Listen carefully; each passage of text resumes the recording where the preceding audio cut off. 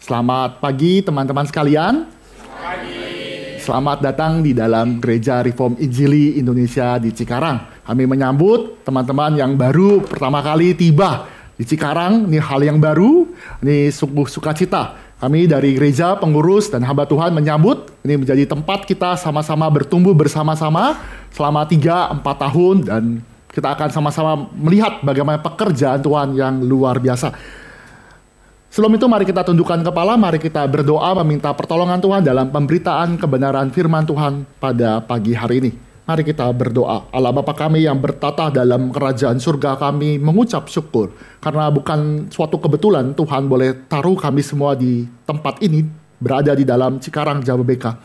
Bukan karena suatu usaha manusia saja, tetapi kami sadar bahwa anugerah daripada Engkau. Oleh sebab itu kiranya anugerah daripada Engkau boleh menuntun kami di dalam kebenaran firman Tuhan. Sehingga kami sadar bahwa kami perlu Engkau. Dan setiap kami boleh memberi diri untuk belajar di dalam perkuliahan. Kami pun juga membutuhkan kebenaran daripada Engkau. Sehingga nantinya ketika Engkau boleh beranugerah kepada kami semua, Engkau boleh memanggil kami menjadi pelayan yang setia dan menjadi garam dan terang di tengah-tengah dunia. Berkati hamba-Mu yang akan memberitakan kebenaran firman Tuhan. Dan berkati kami semua yang juga mendengarkan kebenaran firman Tuhan. Biar firman Tuhan ini tidak lalu begitu saja, tetapi masuk ke dalam hati kami. Dan kami pun melakukan kebenaran firman Tuhan. Berkatilah kami di dalam nama Tuhan Yesus. Kami sudah berdoa. Amin. Bapak, teman-teman sekalian, ya ini saya punya anak. Anak yang pertama saya itu baru berumur 6 tahun. Dalam pembicaraan saya dengan anak saya yang berumur 6 tahun itu ada pembicaraan. Jadi biasa kami sebagai hamba Tuhan suka menginap di gereja. Tapi namanya besoknya harus sekolah, berarti kan besok ini hari Senin, maka istri saya sama anak-anak saya pulang duluan. Jadi istri saya dengan 2 anaknya pulang duluan, sedangkan saya stay. Dalam percakapan saya dengan anak saya berumur 6 tahun, dia tanya ke saya, "Papa pulang nanti gimana?" Nah, saya bercanda. Saya berkata, "Tenang Tea," anak saya bernama Tea, "Tea tenang. Papa pulang nanti pakai sayap terbang." Apa yang terjadi? "Oh, sayap dari mana? Papa punya sayap." "Oh, gampang. Papa nanti beli dulu. Nanti beli di salah satu mall, Papa beli dulu." "Gimana caranya?" "Ah, Papa kan suka main obeng, suka main yang namanya alat-alat. Nanti Papa pasang." Singkat cerita, dia pulang, saya pulang, besok hari dia tanya lagi, "Ayo Papa, kita beli sayap. Tea juga mau terbang juga kayak Papa." Saya mulai panik, Bapak Ibu, teman-teman sekalian. Ini kok anak saya serius sekali. Saya disuruh pakai sayap biar ngajak anak saya bernama Tia itu ikut terbang. Ya namanya juga Papa bercanda ya. Akhirnya mulailah kebohongan berikutnya. "Tenang, nanti besok ya kita pergi sama-sama, pergi beli sayap." Akhirnya sampai kapan, sampai sekarang pun tidak beli. Kenapa? Karena memang tidak mungkin. Lihat, ini suatu ilustrasi, suatu cerita mengatakan bahwa seorang anak kecil ya, dia beriman kepada saya. Papanya katakan apa, dia beriman. Tapi iman ini, kepercayaan seorang anak kepada papanya, yang papanya bercanda ini, ternyata tidak dipenuhi dengan understanding, dengan ilmu, dengan pemikiran. Bagi kita yang sudah beranjak dewasa, nggak mungkin manusia bisa terbang. Nggak mungkin yang namanya saya atau anak saya, manusia itu bisa terbang dengan bikin sayap. Tidak mungkin. Tetapi saya mengajak teman-teman sekalian yang masuk dalam perkuliahan. Banyak sekali yang kita masuk ke dalam perkuliahan. Kita punya iman, tapi iman kita bukan iman yang didasarkan dengan ilmu atau understanding yang benar. Kadang-kadang iman kita pokoknya Yesus. Pokoknya juru selamat Yesus. Pokoknya apa-apa Yesus. Kalau apa terjadi, Yesus. Saya mengajak di dalam sesi, yang hanya satu sesi saja, memikirkan kepada teman-teman sekalian. Masuk ke dalam dunia pendidikan. Biar kita yang beriman, punya iman itu bertumbuh. Bukan hanya bertumbuh dalam iman, tetapi di dalam ilmu, kebenaran. Sehingga kita bisa mempertanggungjawabkan kebenaran itu. Tapi juga saya menantang orang-orang yang katanya berilmu, katanya punya pemikiran, dan katanya berpunya segala sesuatu. Dan menantang yang namanya, mana orang-orang beriman. Maka saya akan mengajak orang-orang yang mungkin tidak punya iman yang kuat. Hanya punya pemikiran logika atau akal budi yang kuat. Tetapi tidak mempertanggungjawabkan. Saya menantang bahwa orang-orang seperti ini pun juga harus beriman. Baik yang beriman harus punya understanding. Yang punya understanding atau ilmu juga harus punya iman. Karena itulah yang harus terjadi. Karena kita tidak bisa demikian. Fight seeking understanding. Fight. Seeking understanding. Ini adalah istilah yang muncul di abad ke-11. Seorang yang bernama dari Canterbury, Saint Anselm, dia menyatakan bahwa kita diberikan iman, tapi iman itu tidak berdiri sendiri, tetapi kita punya namanya rasio, kita punya akal budi untuk bisa mengerti dunia, kehendak Tuhan, dan Tuhan itu. Karena intelektual kita, reason itu tidak terisolasi. Dan intelektual itu, orang-orang berintelektual itu harus juga mempersembahkan dirinya kepada Tuhan. Maka pertanyaan yang paling harus dijawab, bagaimana kita memiliki iman yang benar, iman yang memiliki understanding yang benar, dan bagaimana kita bisa mempertanggungjawabkan di hadapan Tuhan. Di dalam pemikiran Anselm dijelaskan penjelasan itu dua arah. Seorang yang beriman dituntut punya understanding, dan orang yang punya ilmu, punya understanding juga harus punya iman. Ini yang terjadi. Kenapa? Karena Allah memberikan kita segala sesuatu sehingga kita bisa mempertanggungjawabkan. Sebagai contoh, jika kita berbicara tentang yang namanya orang-orang pintar, saya kuliah teknik, teman-teman, teknik industri. Ada yang di sini industrial? Tidak ada. Saya masuk dalam IPA, dikatakan di dalam dunia ini yang berilmu, yang namanya punya pemikiran, itu pasti masuk ke dalam wilayah iman. Loh, yang namanya teknik, yang namanya ilmu eksak, kan bicaranya tuh pasti-pasti. Kok kita bicara tentang ada iman? Ada iman. Contoh ya, teman-teman yang mungkin dari jurusan IPA atau masuk dalam suatu engineering, pasti tahu kecepatan cahaya berapa. Berapa? Masih lupa ya. 3 kali 10 pangkat 8. Saya kasih tahu aja. 3 kali 10 ke 8. Di dalam namanya research, di dalam namanya teknologi dan kemajuan ilmu daripada ilmu engineering, dikatakan bahwa seseorang melakukan suatu rekayasa, dikatakan umur daripada bumi, umur daripada fosil, itu melakukan pendekatan fosil. Dan fosil itu bisa diketahui dengan cara radioaktif. Radioaktif itu diketahui dengan cara mengasumsikan kecepatan cahaya selalu konstan setiap zaman, setiap saat, di setiap kondisi. Artinya, di dalam ilmu ada aspek iman. Tapi imannya kepada asumsi. Lihat. Dia mengasumsikan bahwa kecepatan cahaya dari umur yang namanya bumi masih 0. Selalu sama, 3 pangkat 10. 3 kali 10 pangkat 8, maaf. Selalu konstan. Itu kan iman. Oh, kalau di sini bilang, saya kan bukan jurusan IPA, Pak Peter. Saya nggak ngerti lah, bodoh amat. Lihat, di dalam hidup sehari-hari yang sederhana pun kita butuh iman. Siapa yang di sini nggak pernah pakai GPS? Pasti pakai GPS ya, tahu ya? GPS ya. Pakai Google Maps tahu ya? Untuk kita pergi dari suatu tempat menuju tempat lain. Teman-teman, setahu saya minggu lalu kalian ada konser ya? Ya, konser, ya itu kan pasti kan kalau mau beli belanja-belanja atau pergi ke suatu tempat, kita perlu bantuan yang namanya GPS. Suatu kali saya pernah pakai. Pergi ke suatu pernikahan, tempatnya saya tidak tahu. Saya bersama istri saya pergi dengan menggunakan GPS. Beriman, sampai, ada waktunya. Ada yang namanya kecepatannya juga diatur semuanya. Rute-rutenya dikasih tahu semua. Tapi sekali lagi, ada aspek iman. Saya beriman kalau itu jalan. Saya beriman kalau satelitnya masih berjalan. Saya beriman yang namanya paket data saya nggak mati. Saya beriman yang namanya tidak terjadi sesuatu di dalam perjalanan. Artinya apa? Di dalam hal sederhana pun, siapapun itu tidak bisa melepaskan di dalam namanya aspek iman. Pernahkah teman-teman nyasar? Saya pernah nyasar. Masuk ke jalanan kecil. Makin lama makin kecil. Ini nggak mungkin. Putar balik pun nggak bisa. Akhirnya jalan pelan-pelan nggak bisa. Harus mundur. Iman. Maka saya mengatakan, di dalam kita sebagai mahasiswa, kita harus ada iman. Dan iman itu harus kepada siapa? Bukan kepada asumsi, bukan kepada teknologi GPS. Tetapi iman itu kepada Allah yang memanggil kita semua. Intelektual, kita juga bicara tentang intelektual. Banyak orang mencari keberadaan Allah. Allah di mana? Kalau Allah itu ada, di manakah Allah? Ya, tari terus. Bahkan orang yang berintelektual pun berkata, ngapain berintelektual? Buang segala iman. Tapi kita harus mengerti, justru dengan iman, kita tahu yang memegang segala sesuatu adalah Tuhan. Contoh Bapak Ibu, seorang yang merasa dirinya pintar. Ini saya kenal baik dengan abang satu ini, Bruce. Bruce, abang paling ganteng di sini. Nah dia, anggaplah dia seorang kakak tingkat yang sangat baik sekali, dicari-cari. Suatu kali abang Bruce ini hilang. Dia hilang.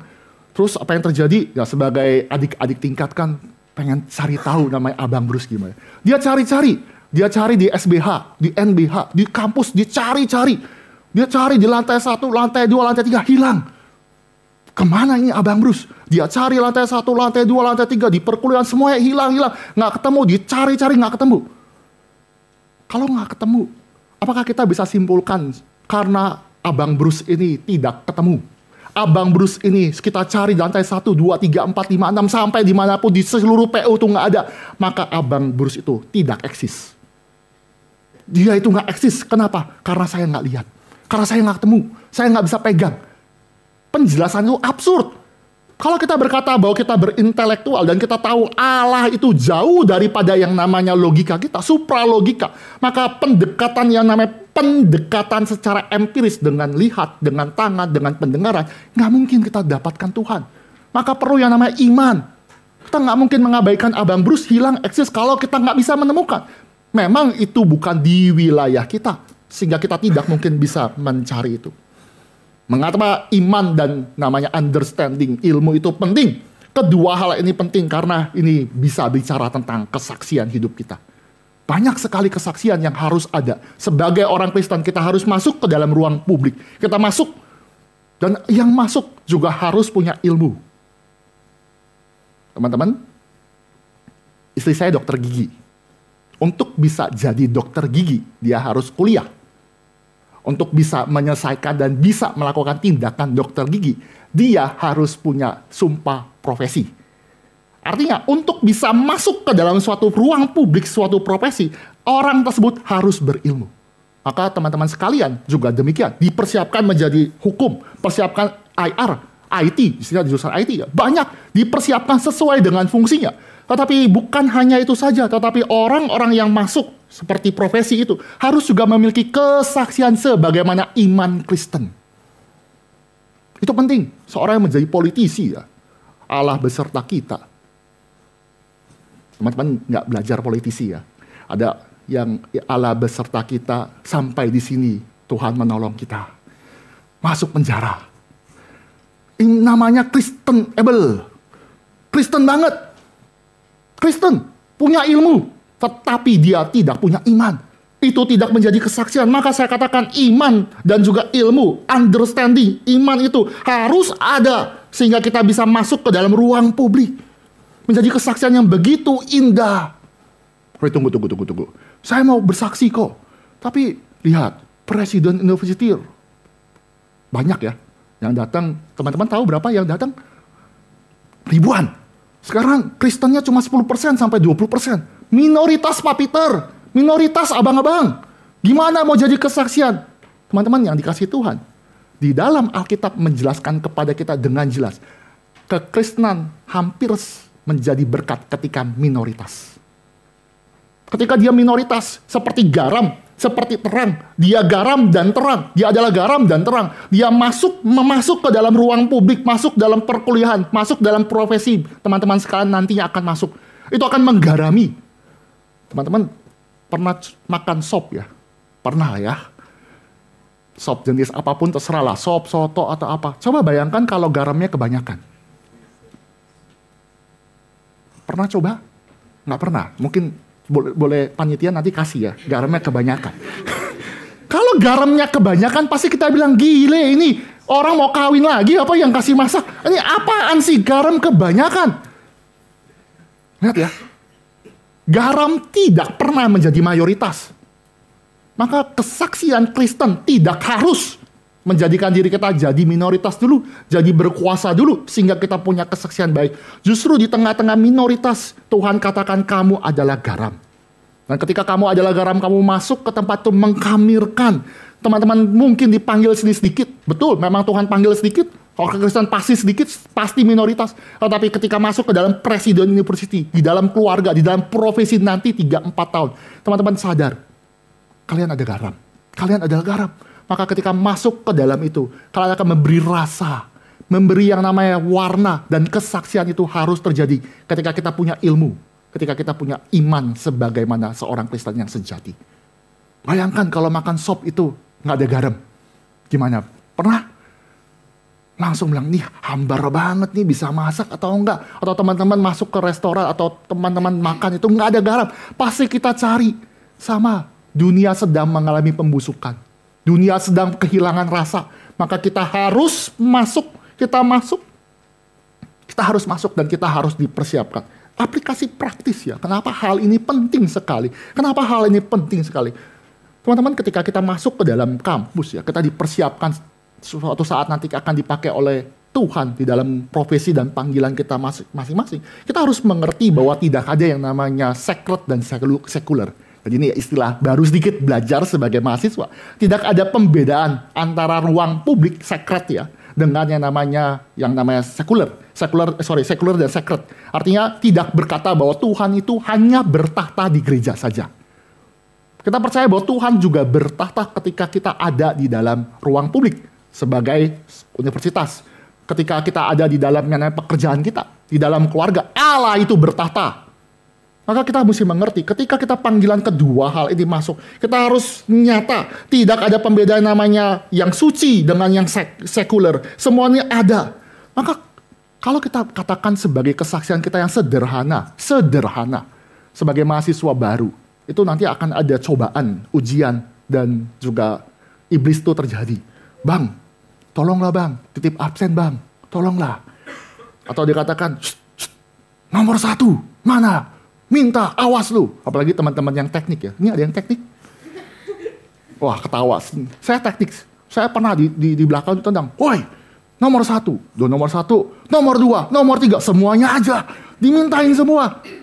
Tapi saya katakan, kalau misalkan kita berbicara tidak menyontek, tidak titip absen, tidak melakukan dosa, itu harus kita tolak. Kita harus tolak. Itu tidak perlu diperdebatkan. Kita tolak. Tapi saya mengajak kita naik level. Gimana naik levelnya? Yaitu juga masuk memberikan yang terbaik. Kita juga diberi kesempatan sebagai mahasiswa Kristen. Kita belajar. Berarti tanggung jawab pertama adalah belajar. Memberikan yang terbaik di dalam namanya panggilan sebagai mahasiswa. Tetapi satu sisi juga kita diberikan anugerah juga melayani. Saya berharap teman-teman juga masuk ke dalam gereja untuk bisa melayani. Tapi jangan terlalu banyak. Pelayanan, saking banyaknya, di semua tempat ada. Senin, Selasa, Rabu, Kamis, Jumat, Sabtu.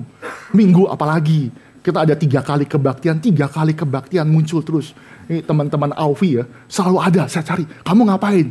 Pagi-pagi Aufi. Kebaktian 2, Aufi juga. Kebaktian 3, penerima tamu. Hebat ya kamu ya, bisa ada di tempat ya.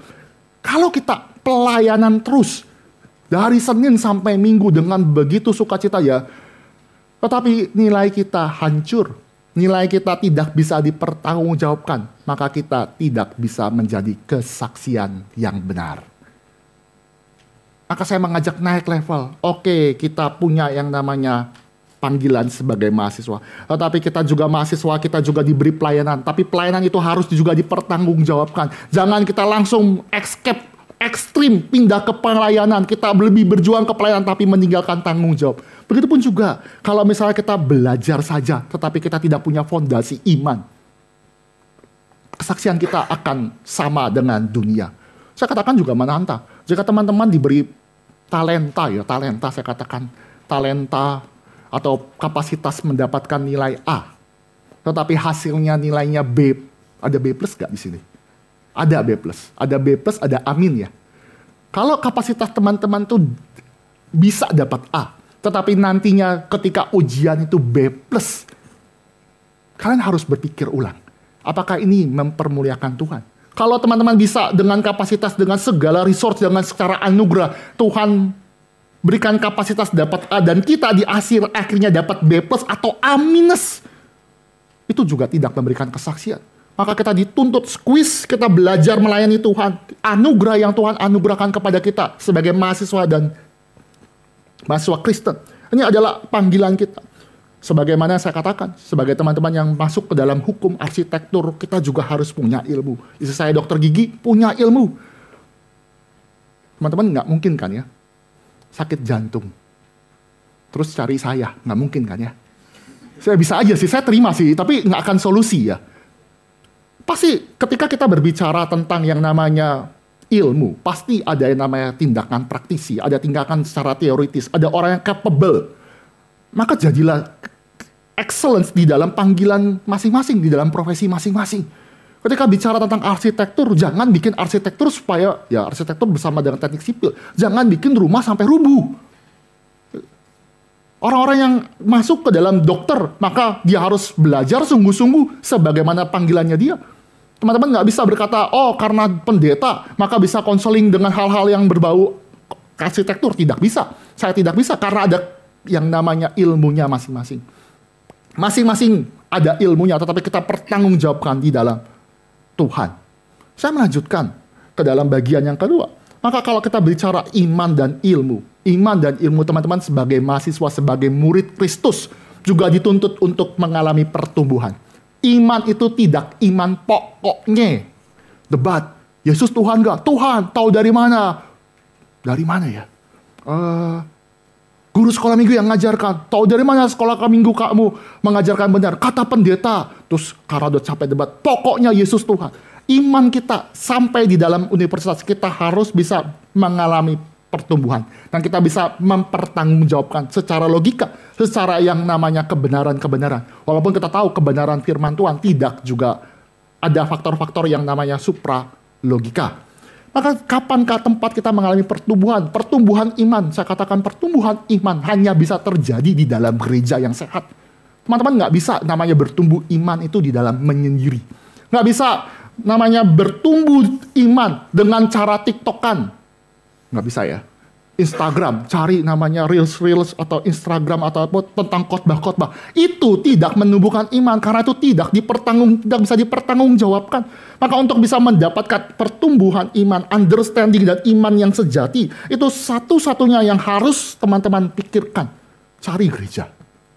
Gereja yang sehat, yang masih bisa melakukan khotbah yang benar, yang melakukan pemberitaan firman Tuhan yang sejati dalam kebenaran firman Tuhan, meninggikan Kristus. Karena itu yang diperlukan. Sadar kalau teman-teman datang ke kampus ya, itu pasti cari yang berilmu, betul ya. Mungkin di S1 sih masih belum kelihatan, tapi kalau masuk ke dalam S2 dan masuk ke doktoral S3, biasanya kalau yang sudah masuk ke dalam mahasiswa tingkat atas ya, doktoral ya, itu pasti bukan cari universitas saja, tapi cari dosen pembimbing.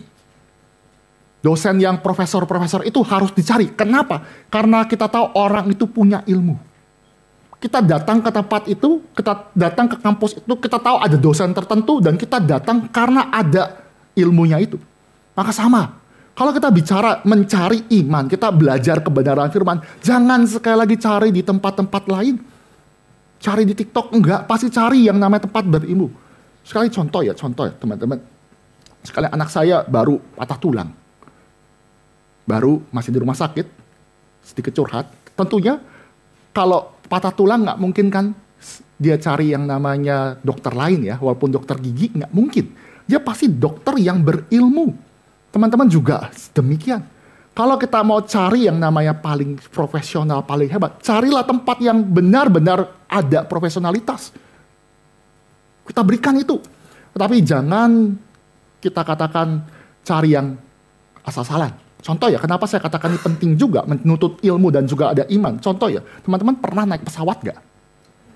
Bayangkan kalau pilotnya itu, biasanya kan pilot suka ngomong ya, thank you for choosing the bla bla bla bla. Ya kita nggak boleh, airlines-nya nggak boleh ngomong gitu. Sebenarnya setelah itu kan dikasih perkenalan, I am kapten ini, dia ngomong-ngomong. Bayangkan kalau misalnya seorang kaptennya berkata gini ya kita akan segera berangkat, kebetulan langit cerah, kebetulan saya yang mengendarai, kebetulan juga saya akan pergi ke sana dari jarak Jakarta menuju ke Medan. Ya kebetulan juga bensinnya pas. Kebetulan juga ada kapten pendukung saya, vice kapten. Kebetulan juga ada keberangkatan pada hari ini. Mari kita berangkat bersama-sama dan kita berdoa. Mungkin kita sampai.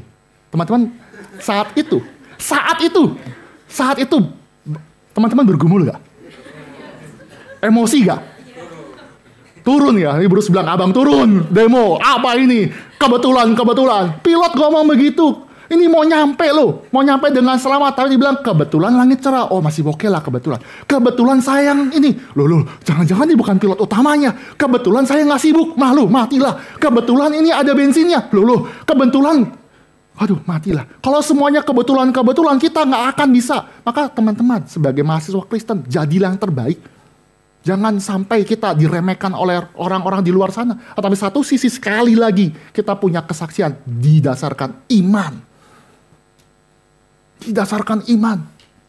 Contoh ya, kalau kita dikatakan gereja ya, saya kasih contoh-contoh yang sebenarnya bisa kita pakai ya. Teman-teman, satu pertanyaan yang berat sebenarnya mengenai apakah Allah itu ada? Apakah Allah itu eksis? Apakah Allah itu ada? Ada. Kita ada kok, ada di mana? Ya, cari sendiri aja, ada. Kita nggak bisa berkata gitu. Kita contoh-contoh di dalam penjelasan, teman-teman harus bisa menjawab. Dan ini merangsang teman-teman bisa memberikan jawaban. Kita tidak pernah bisa membuktikan Allah itu ada. Loh. Ini gereja sesat nih. Kok Allah itu tidak pernah dibuktikan? Betul. Tetapi kita bisa memberikan clue. Timothy Keller, seorang pendeta, dan juga dia melayani di dalam New York, itu orang-orang yang punya pemikiran ada ateis. Dia katakan untuk membuktikan Allah ada sulit. Dan tidak bisa. Dia mengatakan di dalam bukunya, dikatakan bahwa untuk kita tahu ada Allah, kita harus cari clue. Clue demi clue bahwa Allah itu ada. Dan hanya ada Allah yang seperti inilah yang kita harus layak sembah. Contoh di dalam argumentasi, teman-teman, ada argumentasi kosmologikal. Kosmologikal dikatakan bahwa penggerak utama dari segala penggerak itu harus adalah Allah. The prime mover. Prime mover artinya dunia ini bergerak. Kalau ini bergerak seperti chain of reaction ya, bergerak. Maka seorang yang punya argumentasi kosmologikal, dia bahkan mengatakan pasti ada satu yang tidak bisa bergerak, yang menggerakkan semuanya, yang tidak dipengaruhi oleh siapapun. Dan sosok itu kemungkinan Allah. Contoh lagi, argumentasi saya tidak menjelaskan secara kompleks. Contoh lagi adalah berbicara tentang desain. Teman-teman, teori yang sekarang maju adalah berbicara tentang teori Big Bang. Teman-teman tahu ya Big Bang ya? Ledakan, dar. Jadilah tata surya, alam semesta. Ada yang tahu lah ya? Kita tahu ya, deblakan jadi gitu. Cuma permasalahan terbesar dari teori Big Bang atau teori apapun itu dalam tata surya itu adalah ketika tabrakan tidak mungkin jadi beraturan. Siapa di sini yang pernah tabrakan mobil, tabrakan motor? Tapi bayangkan lah, jangan saya sumpahkan. Bayangkan ya teman-teman ya, misalkan ada bawa motor, terus nabrak namanya motor juga, misalkan nabrak motor, tabrakan cukup kenceng, buar gitu. Terus ketika tadi tabrakan itu rodanya itu pas jatuh di tempat yang tertentu. Spion-spionnya jatuh di tempat tertentu. Terus orangnya pun juga berdiri dengan baik. Apalagi ya, saya mesti mengarang lagi. Terus jok-joknya pun juga ada di tempat yang bagus. Teman-teman bilang, ini tabrakan apa settingan ini? Teman-teman tahu ya, kalau tabrakan, namanya sesuatu yang ditabrakkan pasti tidak mungkin menjadi beraturan. Maka kalau misalkan tata surya yang begitu indah, begitu terletak dengan sangat bagus, dengan desain yang bagus, pasti ada clue, ada Allah. Dan Allah itu yang maha bijaksana, maha baik, yang memelihara alam semesta dengan indah. Contoh lah, kalian teman-teman coba di rumah, bawa pulang karton ya. Tempel di sini ada barang karton tahu ya? Bukan karton lah, jangan karton, kardus lah. Kardus, tempel gitu, tempelkan misalkan ini Saturnus.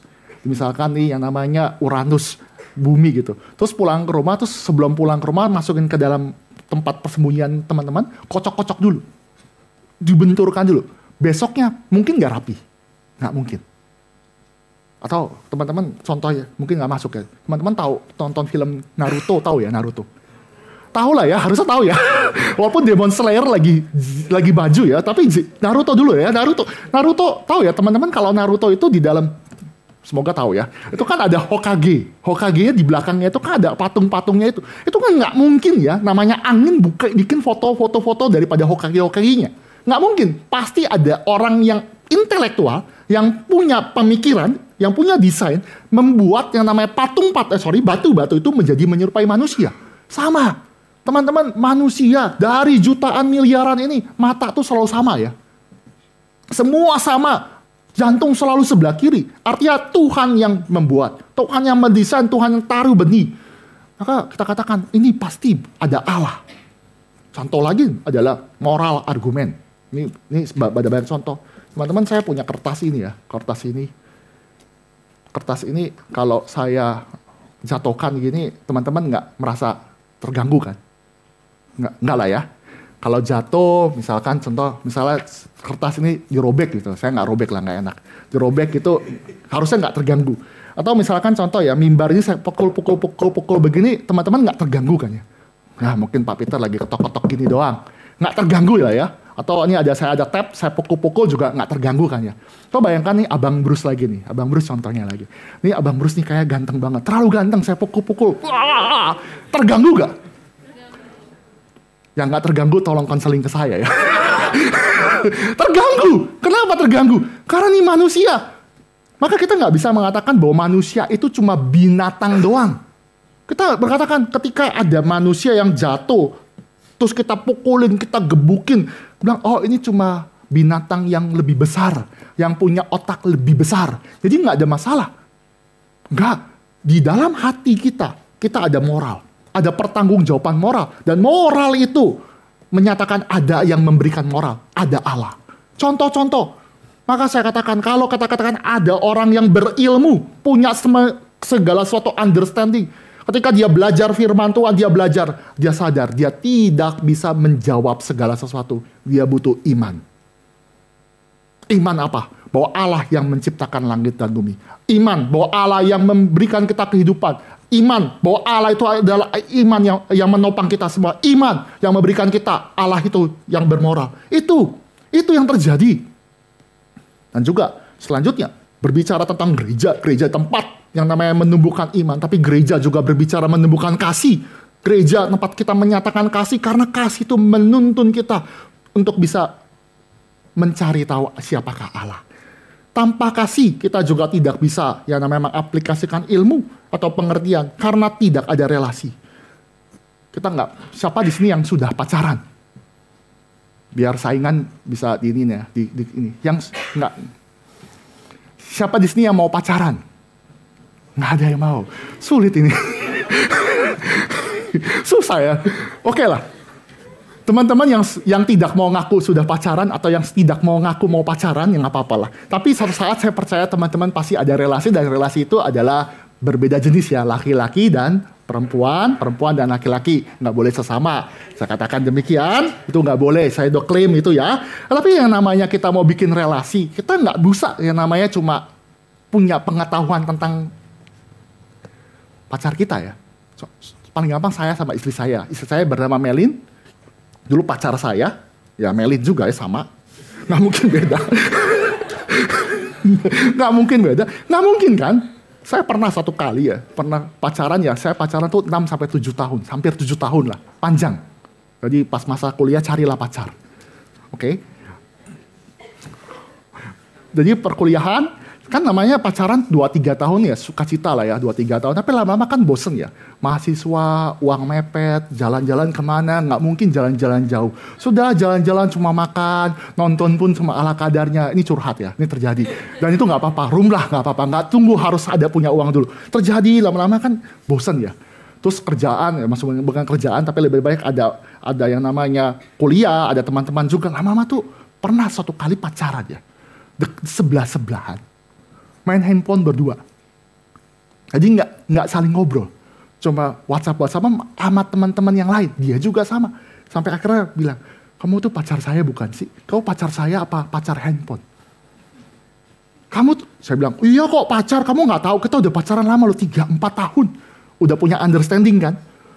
Terus kamu sebenarnya sayang gak sih sama saya? Iya sayang, nanti kita pasti menikah kok. Udah punya iman tuh. Tapi kalau misalkan punya iman, punya namanya understanding, bahkan saya pernah ketemu orang tuanya, tapi saya nggak pernah namanya relasi, nggak pernah ngobrol. Itu bukan namanya pertumbuhan yang benar.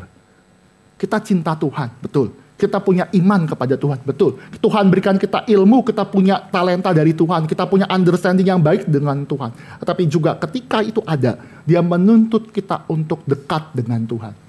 Dekat dengan Tuhan. Ada suatu keintiman yang terjadi. Suatu keintiman yang begitu indah. Teman-teman, jangan pacaran kalau misalkan cuma punya pengetahuan doang. Saya tahu rumah kamu di mana, papa kamu di mana. Terus cuma ada iman, nanti kita pasti nikah. Exact, tanggal 27 Oktober tahun 2029. Nanti kita nikah. Kamu gak usah chat-chat saya lagi. Pokoknya kita pasti nikah.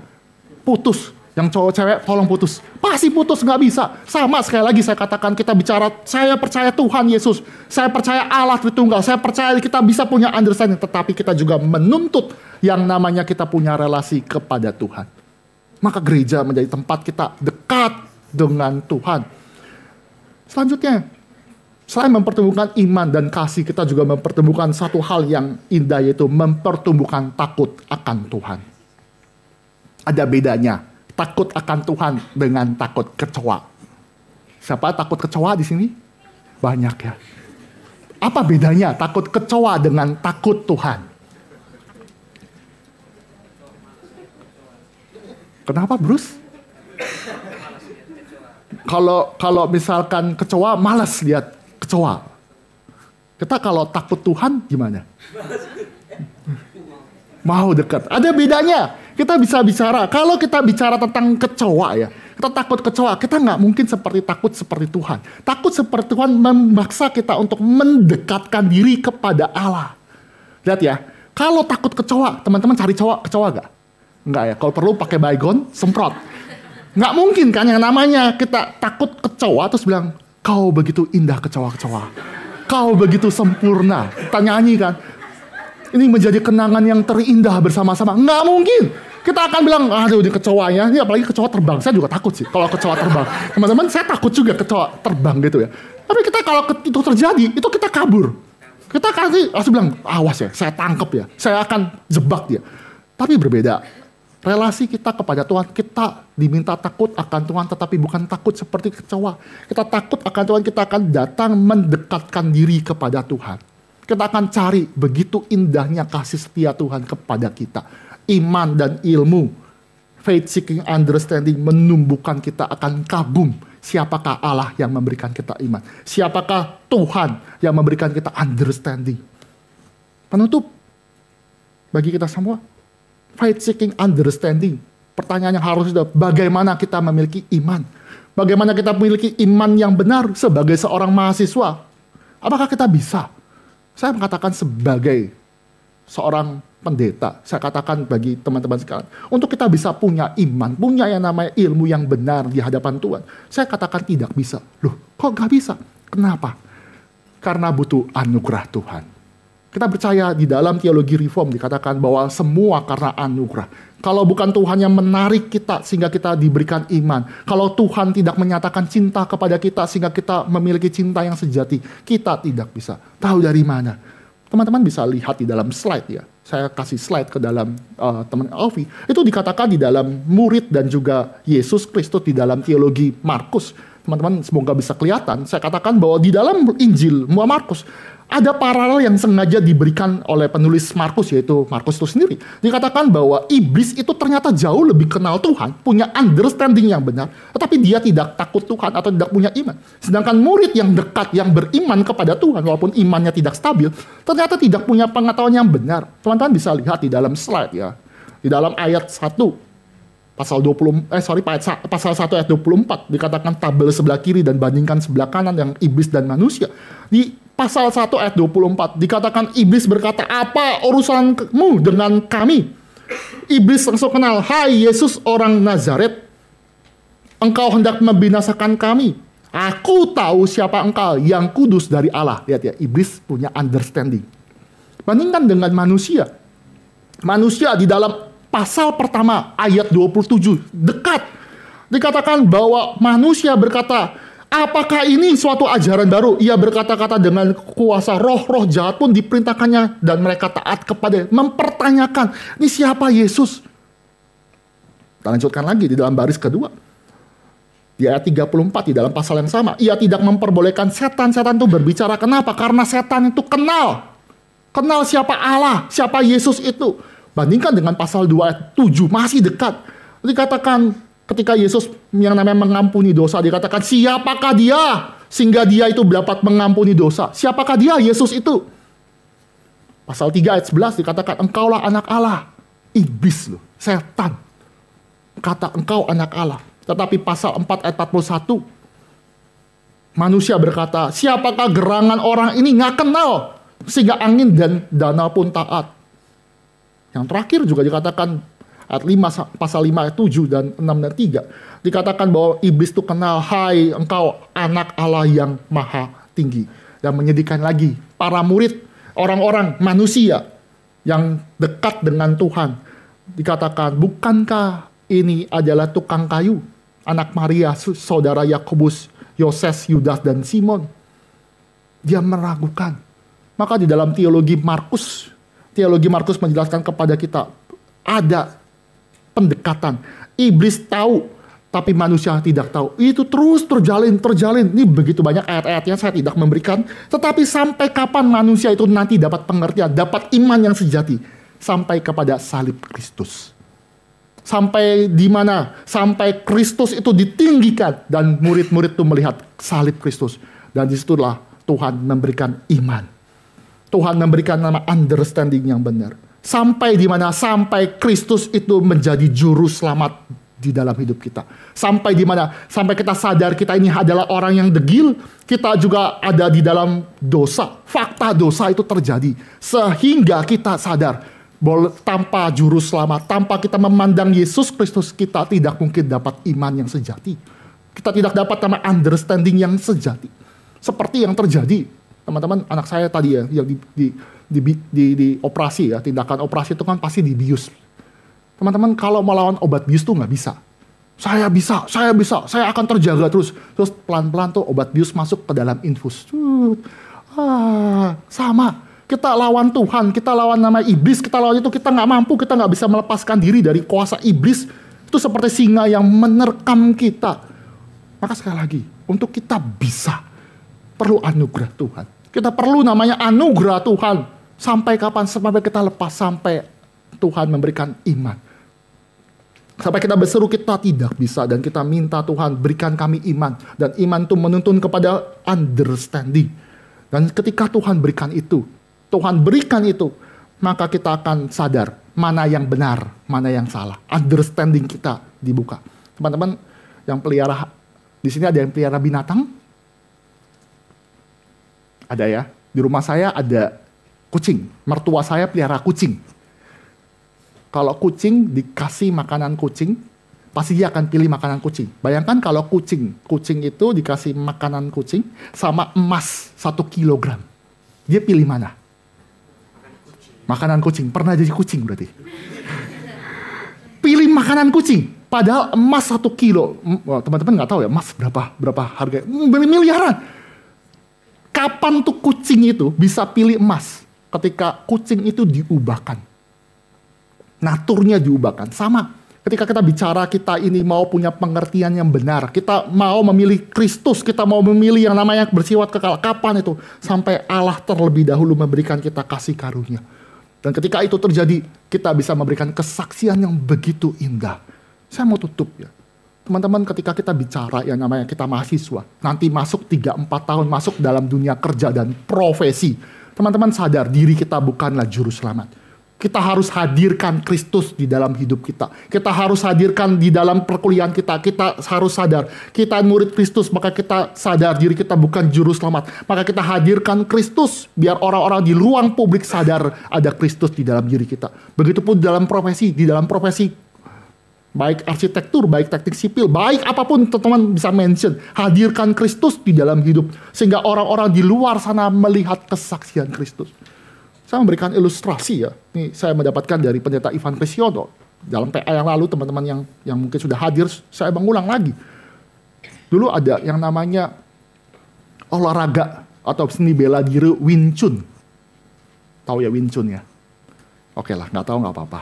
Itu seni bela diri yang pakai boneka atau tiang kayu. Atau teman-teman tahu yang namanya film Ip Man, tahu? IP Man. tahu ya, itu kan ada Donian yang bela diri, itu cikal bakal namanya Bruce Lee. Zaman itu, saya mengutip dari pendeta Ivan Krisiono, zaman-zaman itu, olahraga Wing Chun ya, yang dipopulerkan oleh Donian itu di dalam film Ip Man, atau apa terserah lah itu semuanya itu sebenarnya adalah olahraga lama. Seni bela diri yang paling kuno. Beda dengan Taijutsu, dengan Taekwondo, itu olahraga modern, bela diri yang modern. Tetapi kenapa akhirnya Wing Chun itu jadi populer? Kenapa? Karena film Ip Man membesarkan seni bela diri Wing Chun. Jadi banyak tuh lagi booming itu langsung bikin yang namanya boneka-boneka itu buat latihan itu. Padahal itu udah lama. Kenapa itu bisa besar? Karena ada yang namanya film yang booming yang besar. Sama, Kristus itu dari dulu sampai sekarang Tuhan. Tapi gimana kita membesarkan nama Kristus di tengah kesaksian kita? Kita bawa Kristus, kita besarkan di dalam hidup kita, kita perkenalkan. Kita perkenalkan. Sama seperti teleskop, teman-teman. Teleskop itu buat melihat planet. Planet itu begitu besar. Kita sadar planet itu besar. Tapi dengan teleskop itu, kita bisa mendekatkan yang namanya planet yang besar itu. Kita bisa mengamati. Kenapa? Karena fungsi teleskop itu adalah membawa planet yang jauh itu menjadi dekat. Membawa planet itu yang tidak bisa diamati menjadi diamati. Tujuannya apa? Supaya kita bisa tahu ada planet. Sama, kita seperti teleskop. Kita bukan juru selamat. Maka ketika kita berbicara tentang kesaksian kita di ruang publik, kita punya faith, kita punya understanding, faith seeking understanding. Kita nantinya harus sadar, kita harus bawa Kristus di dalam hidup kita. Supaya di dalam hidup kita Kristus makin diperbesar. Kiranya firman Tuhan menguatkan kita, membimbing kita. Mari kita tundukkan kepala, mari kita berdoa. Allah Bapa kami yang bertata dalam kerajaan surga, sekali lagi kami menyerahkan secara kebenaran firman Tuhan dalam pimpinan-Mu. Kami mengucap syukur atas kebenaran, atas anugerah yang Tuhan anugerahkan bagi kami. Bukan kebetulan Tuhan boleh pimpin kami tiba pada saat ini. Kiranya Tuhan boleh memberkati dalam rangkaian-rangkaian kegiatan kami selanjutnya. Sehingga iman dan juga pengertian kami semakin lama semakin bertumbuh. Hamba-Mu sudah berhenti berbicara. Kiranya Allah Roh Kudus yang tinggal di dalam hati kami masing-masing boleh terus berbicara, menguatkan dan juga mempertumbuhkan kami. Di dalam nama Tuhan Yesus kami berdoa. Amin.